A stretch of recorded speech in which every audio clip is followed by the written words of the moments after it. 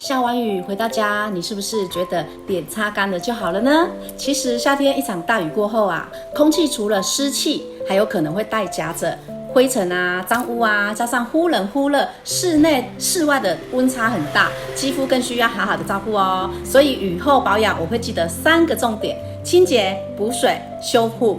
第一步，我会先用我们的天丽1号双效洁颜露，把脸上的油脂还有脏污好好的清洁干净。第二步，我就会用我们的2号平衡柔肤露，帮助肌肤补充水分，做好后续的保养准备哦。接下来，我就会搭配我们的9号保湿修护霜，加强保湿的修护，让肌肤维持舒服水润的状态哦。如果白天还要出门啊，最后别忘了要做好防护哦。可以搭配我们的6A 亮白防护霜，或者是呢6B 润白防护霜。雨后啊，不只是把脸擦干而已，而是把肌肤重新的照顾好。